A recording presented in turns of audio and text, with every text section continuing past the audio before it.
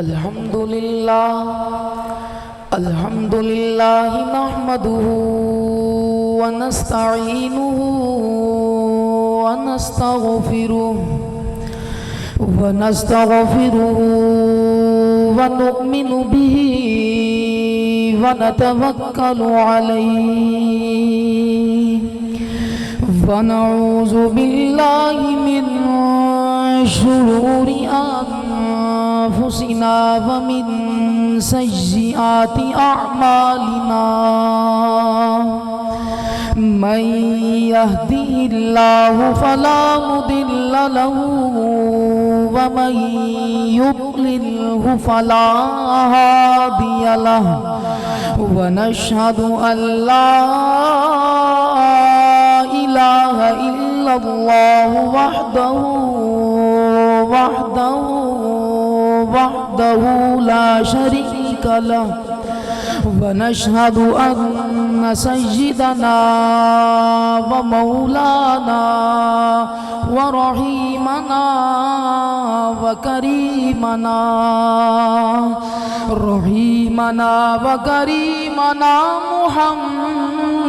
محمدا عبده ورسوله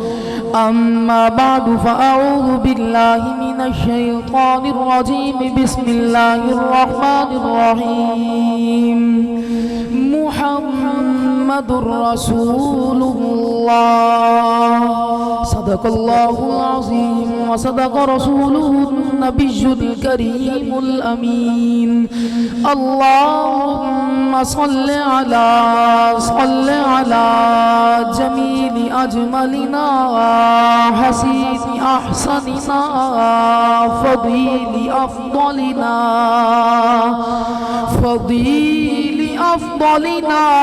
كريم أكرمنا صل على جلال جمال كمال نوال خيال إقبال محمد وقت بخت تخت محمد فجر ظہر عصر محمد لوح شمس قمر محمد آمینہ دا چل محمد مدنی موہن محمد شاہ زمن محمد روح دی غذا محمد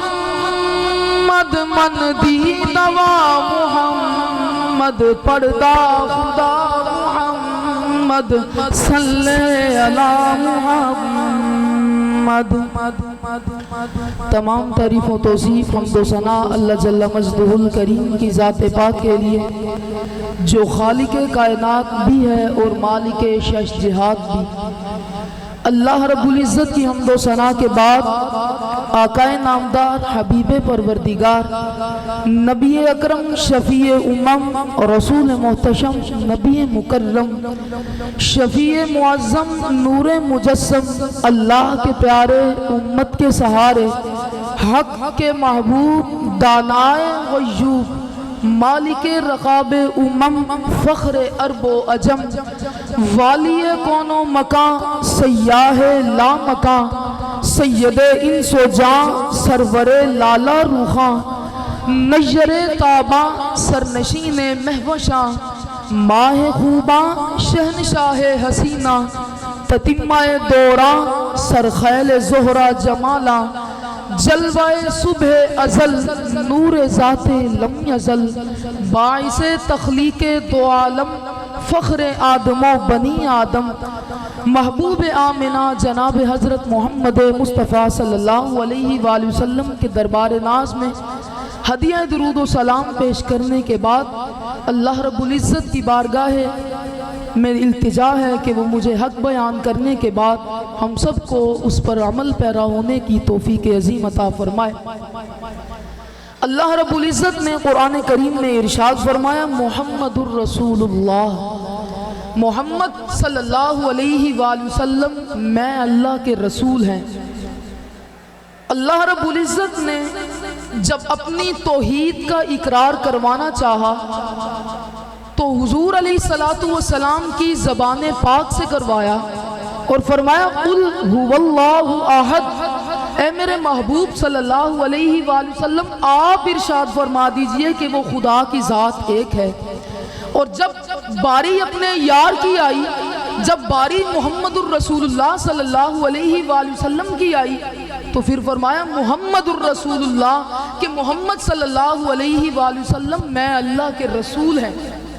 حضور صلی اللہ علیہ وآلہ وسلم آپ کی رسالت کو اللہ رب العزت نے خود بیان کیا اور اپنی توحید کا اقرار اپنے محبوب مکرم صلی اللہ علیہ وآلہ وسلم کی زبان پاک سے کروایا، اور پھر فرمایا کہ محمد اللہ کے رسول ہیں۔ یہ نہیں فرمایا کہ وہ کن کے لیے رسول ہیں، یہ نہیں فرمایا کہ وہ صرف انسانوں کے لیے رسول ہیں، یہ نہیں فرمایا کہ وہ صرف جانوروں کے لیے رسول ہیں، یہ نہیں فرمایا کہ وہ چرند پرند کے لیے رسول ہیں۔ کسی بات کی تخصیص نہیں کی بلکہ بات کو مطلق رکھا اور فرمایا محمد الرسول اللہ، محمد صلی اللہ علیہ وآلہ وسلم میرے رسول ہیں، یعنی اللہ رب العزت کے رسول ہیں۔ اب جب بات کی تخصیص نہیں کی تو پھر اس کی وضاحت میں جانا پڑے گا۔ حضور صلی اللہ علیہ وآلہ وسلم کن کن کے رسول بن کر آئے، حضور صلی اللہ علیہ وآلہ وسلم کن کن کے نبی بن کر آئے، تو پھر اٹھائیے امام بخاری کو پڑھیے۔ امام بخاری نے یہاں پر نقل کیا حضور صلی اللہ علیہ وآلہ وسلم یہ فرشتوں کے بھی نبی ہیں، حضور صلی اللہ علیہ وآلہ وسلم آپ جانوروں کے بھی نبی ہیں، حضور صلی اللہ علیہ وآلہ وسلم آپ جنات کے بھی نبی ہیں، حضور صلی اللہ علیہ وآلہ وسلم آپ انسانوں کے بھی رسول اور نبی ہیں۔ دلیل کیا ہے؟ حضور صلی اللہ علیہ وآلہ وسلم کی حدیث پاک ہے، امام ترمذی نے اس کو نقل کیا، فرمایا ما من نبی الا لہ وزیران من اہل السماء، فرمایا کہ حضور صلی اللہ علیہ وآلہ وسلم نے فرمایا میرے 4 وزیر ہیں، 2 وزیر آسمان میں ہیں، فَأَمَّا وَزِيرَايَ مِنْ أَهْلِ السَّمَاءِ، فرمایا فَجِبْرَائِيلُ وَمِيكَائِيلُ، فرمایا کہ آسمان میں میرے جو وزیر ہیں وہ جبرائیل بھی ہیں اور میکائیل بھی ہیں، اور فرمایا وَأَمَّا وَزِيرَايَ مِنْ أَهْلِ الْأَرْضِ، میرے جو زمین میں وزیر ہیں وَأَبُو بَكْرٍ وَعُمَرٍ رضی اللہ تعالی عنہما، زمین میں میرے وزیر وہ ابو بکر اور عمر رضی اللہ تعالی عنہ ہیں۔ یہاں پر بات سمجھیے، حضور صلی اللہ علیہ وآلہ وسلم سمجھانا کیا چاہ رہے ہیں؟ لا الہ الا اللہ، جہاں جہاں تک توحید خدا بندی کا دائرہ کار ہے محمد الرسول اللہ، وہاں تک رسالت محمدی صلی اللہ علیہ وآلہ وسلم کا دائرہ کار ہے۔ حضور نے فرمایا کہ میرے 2 وزیر آسمان میں بھی ہیں، میرے 2 وزیر وہ زمین میں بھی ہیں، میرے جو 2 وزیر آسمان میں ہیں وہ جبرائیل ہیں اور میکائیل ہیں۔ حضور علیہ السلام کی نبوت کا دائرہ کار وہ اعلیٰ ہے، عالم بالا میں بھی جاتا ہے، آسمان میں بھی جاتا ہے۔ کیوں؟ حضور علیہ السلام نے فرمایا کہ جبرائیل اور میکائیل یہ میرے وزیر ہیں، اور وزیر بادشاہ کی رعیت ہوا کرتا ہے، بادشاہ کا نائب ہوا کرتا ہے۔ حضور صلی اللہ علیہ وآلہ وسلم نے جب ان کو اپنا نائب، اپنا وزیر بنایا، جو سب سے بڑے فرشتے ہیں جبرائیل اور میکائیل، تو جب بڑے 2 فرشتے وہ حضور صلی اللہ علیہ وآلہ وسلم کی رعیت میں آ گئے، تو پھر باطری کے اولاد جتنے بھی فرشتے ہیں وہ بھی ان کی رعیت میں آ گئے۔ مطلب پتہ کیا چلا کہ حضور صلی اللہ علیہ وآلہ وسلم کی رسالت، حضور کی نبوت وہ فرشتوں کے لیے بھی ہے، اور حضور صلی اللہ علیہ وآلہ وسلم آپ کی رسالت اور نبوت وہ جنوں کے لیے کیسے ہے، جنات کے لیے کیسے ہے؟ فرمایا وَإِذْ نَفَرٌ مِّنَ الْجِنِّ، حضور صلی اللہ علیہ قرآن نے بیان کیا،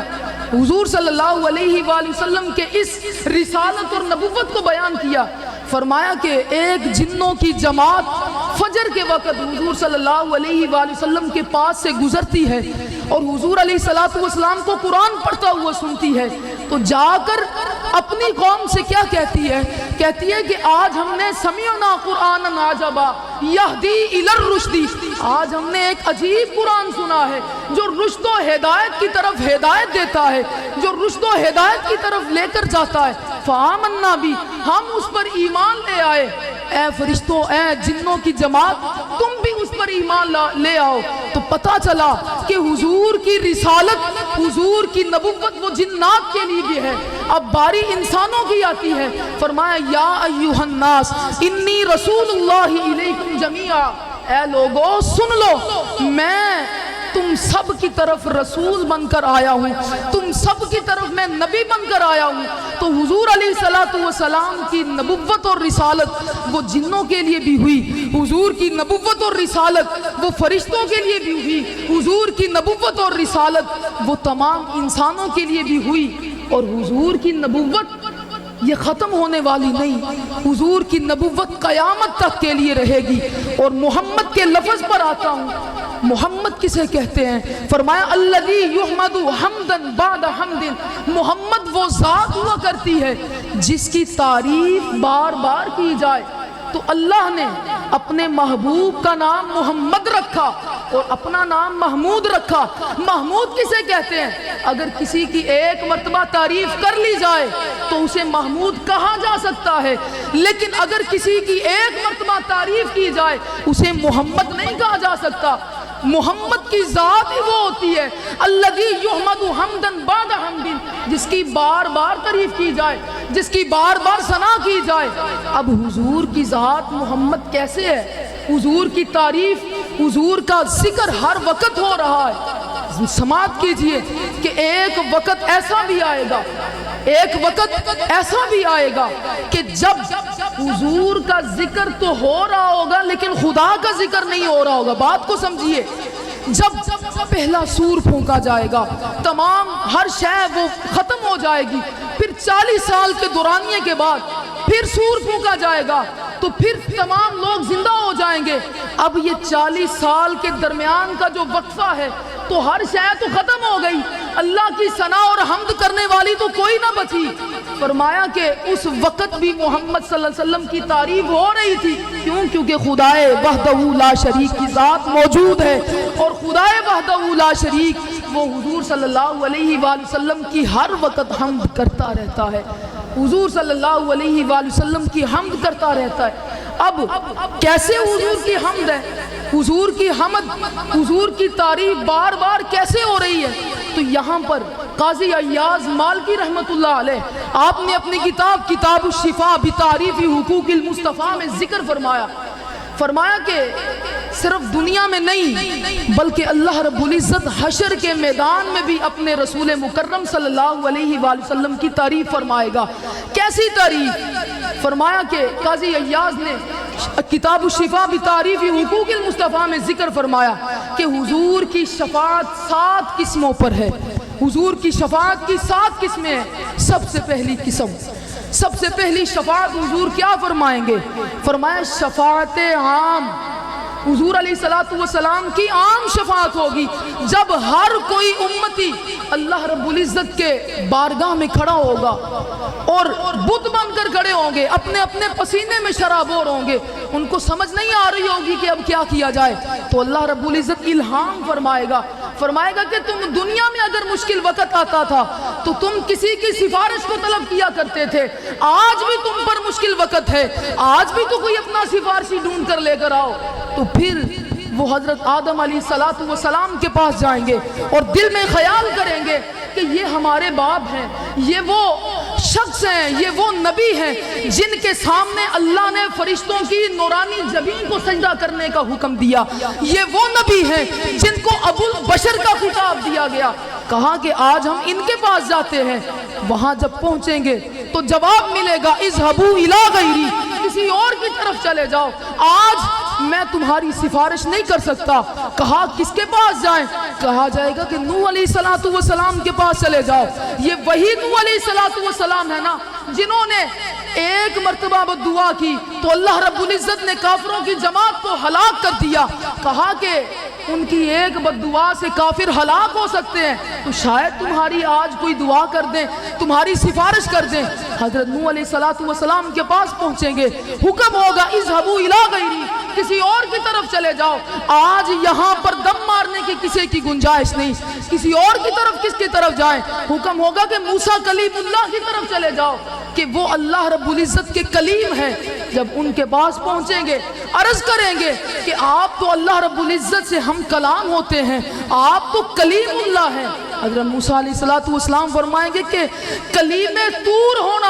اور بات ہے، کلیم حشر ہونا اور بات ہے، آج میں تمہاری سفارش نہیں کر سکتا، اس کی طرف جائیں، اذهبوا الی غیری، کسی اور کی طرف چلے جاؤ۔ حضرت عیسیٰ علیہ السلام تک پہنچیں گے، جواب ملے گا اذهبوا الی محمد صلی اللہ علیہ وآلہ وسلم، اب تم محمد کے دوارے پر چلے جاؤ، اب تم حضور کی ذات کے پاس چلے جاؤ۔ اب حضور یہ نہیں فرمائیں گے، حضور علیہ السلام کی زبان پر یہ جملہ نہیں ہوگا کہ اذهبوا الی غیری، اذهبوا الی غیری، بلکہ فرمائیں گے انا لہا، انا لہا، میں تو تمہارے لیے ہی بیٹھا تھا، میں تو تمہارا ہی انتظار کر رہا تھا۔ تو یہاں پر قاضی عیاض نے کتاب الشفاء بتعریف الحقوق المصطفیٰ میں ذکر کیا کہ حضور علیہ السلام جب اپنا نورانی چہرہ لے کر جائیں گے تو اللہ کا جلال جمال میں بدل جائے گا، اللہ کا قہر و غضب وہ سخاوت میں بدل جائے گا، اللہ رب العزت کا انتقام وہ انعام میں بدل جائے گا۔ اور حضور صلی اللہ علیہ وسلم سے فرمائیں گے ارفع رأسک سل تعطی واشفع تشفع، اے میرے محبوب سوال کیجئے، اے میرے محبوب اپنا سر کو اٹھائیے، مجھ سے سوال کیجئے، جو مانگیں گے عطا کیا جائے گا، جس کی سفارش کروائیں گے اس کی سفارش کی جائے گی، جس کو آپ چھڑوائیں گے اس کو چھوڑ دیا جائے گا۔ یہ شفاعت عامہ ہوگی، ہر کسی کے لیے ہوگی۔ پھر دوسری شفاعت کو ذکر کیا جسے شفاعت خاص علی الحوض کا نام دیا گیا۔ حضور صلی اللہ علیہ وآلہ وسلم مومنین اور متبعین کو آب کوثر کے جام پلائیں گے، آب کوثر سے انہیں سرفراز فرمائیں گے، یہ شفاعت خاص علی الحوض ہوگی۔ پھر تیسری شفاعت کا وقت آئے گا، تیسری شفاعت وہ شفاعت مجرمہ ہوگی، شفاعت گناہگارہ ہوگی۔ حضور علیہ السلام سے پوچھا گیا یا رسول اللہ سفارش کس کی کریں گے؟ فرمایا کہ سب سے بڑے بڑے جن کے گناہ ہوں گے، فرمایا کہ میری سفارش سب سے بڑے گناہگاروں کے لیے ہوگی، یہ شفاعت برائے گناہگاروں ہوگی۔ پھر چوتھی شفاعت کا وقت آئے گا، چوتھی شفاعت برائے نجات از نار جہنم ہوگی کہ اللہ رب العزت کے حریم ناز میں التجا کریں گے یا اللہ یہ میری امت ہے، میں ان کی سفارش لے کر تمہارے پاس آیا ہوں، ان کو معاف فرما دے۔ تو اللہ رب العزت تمام کو معاف فرمائے گا، لیکن حدیث کے لفظ ہیں، فرمایا فلا یبقى فی النار الا العصاة، سب کی بخشش ہوگی، صرف باقی وہ رہیں گے جو زیادہ گناہگار ہوں گے، جن کے گناہ بہت زیادہ ہوں گے، ان کو رکھ لیا جائے گا۔ پھر چھٹی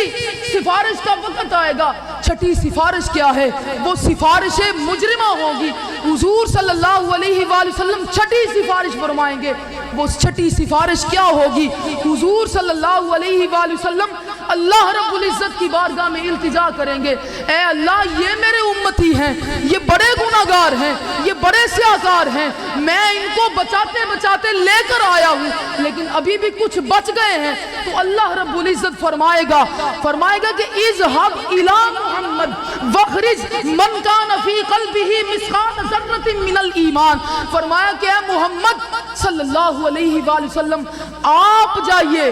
واخرج آپ نکالیے، من كان في قلبه مثقال ذرة من الایمان، ان لوگوں کو نکالیے جن کے دل میں ایمان کا ذرہ موجود ہے۔ تو محدثین نے یہاں پر کلام کیا، فرمایا کہ پہلی سفارش میں تو ایسا نہیں ہوا تھا، پہلی سفارش میں تو کہہ دیا گیا فرشتوں جاؤ نکال دو، دوسری سفارش میں کہا فرشتوں جاؤ نکال دو، اب جب بات آئی یہاں پر فرمایا اذهب الى محمد، اے محمد آپ جائیے، واخرج آپ نکالیے۔ تو ہو سکتا تھا کہ کوئی گناہگار جہنم سے نکلنے کے بعد وہ یہ کہتا کہ مجھے میرے اعمال نے بچا لیا، مجھے میرے گناہوں کی کمی نے بچا لیا، مجھے میری نیکیوں کی زیادتی نے بچا لیا۔ نہیں، اللہ رب العزت نے فرمایا اے میرے محبوب آپ جائیے، آپ نکالیے تاکہ ان کا یہ عذر بھی باقی نہ رہے، ان کا یہ عذر بھی باقی نہ رہے۔ کیوں؟ جب یہ آپ کے ہاتھوں سے نکلیں گے تو پھر یہ کہیں گے کہ ہمارے اعمال نے تو ہمیں دوزخ میں پہنچایا تھا، ہمارے اعمال کی قلت نے ہمیں دوزخ میں پہنچایا تھا، جنہوں نے جہنم سے نکالا ہے وہ کوئی اور نہیں، محمد الرسول اللہ کی ذات ہے۔ اور پھر ساتویں سفارش کا وقت آتا ہے، ساتویں شفاعت کیا ہوگی؟ فرمایا ساتویں سفارش، قاضی عیاض فرماتے ہیں ساتویں سفارش یہ ہے، حضور صلی اللہ علیہ وآلہ وسلم نے فرمایا جو میرے گناہگار امتی ہوں گے جب ان کی بخشش ہو جائے گی،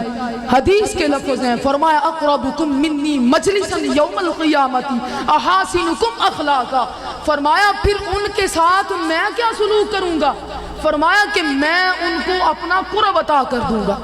قرب کن کو ملے گا؟ فرمایا جن کے دنیا میں رہتے ہوئے اخلاق اچھے ہوں گے، فرمایا جن کے اخلاق اچھے ہوں گے، لوگوں سے بلا وجہ جھگڑتے نہیں ہوں گے، لوگوں سے کیسا بلا وجہ لڑائی جھگڑا نہیں کرتے ہوں گے، فرمایا کہ ان کے ہر طرح کے اخلاق اچھے ہوں گے، فرمایا اقربکم منی مجلسا یوم القیامہ، کل قیامت والے دن میں انہیں دور سے اٹھا کر، محمد عربی فرماتے میں انہیں اپنا قرب عطا فرما دوں گا۔ یہ ساتویں سفارش ہے، یہ ساتویں شفاعت ہے۔ تو حضور صلی اللہ علیہ وآلہ وسلم کی اللہ رب العزت ہر مقام پر حمد یوں کرتا ہے، چاہے دنیا کی بات ہو، چاہے آخرت کی بات ہو، چاہے عالم بالا کی بات ہو، ہر جگہ پر اللہ رب العزت نے حضور صلی اللہ علیہ وآلہ وسلم کے ذکر کو اس انداز کے ساتھ بلند فرمایا، فرمایا کہ الذی یحمد حمدا بعد حمد، کیونکہ محمد کی ذات ہوتی وہ ہے جس کی بار بار تعریف کی جائے، فرمایا کہ میں اسی انداز کے ساتھ ان کا چرچا کرتا ہوں، دنیا میں بھی کرتا ہوں، حشر میں بھی کرتا ہوں۔ اور فرمایا کہ یہ حشر کا میدان کیوں لگتا ہے؟ نہیں اس وجہ سے نہیں کہ اعمال کا حساب و کتاب ہو، فرمایا کہ حشر کا میدان فقط اس لیے ہے کہ آج شان محبوبی صلی اللہ علیہ وآلہ وسلم دکھائی جانی ہے۔ اللہ رب العزت سے دعا ہے کہ وہ ہمیں عمل کی توفیق عطا فرمائے۔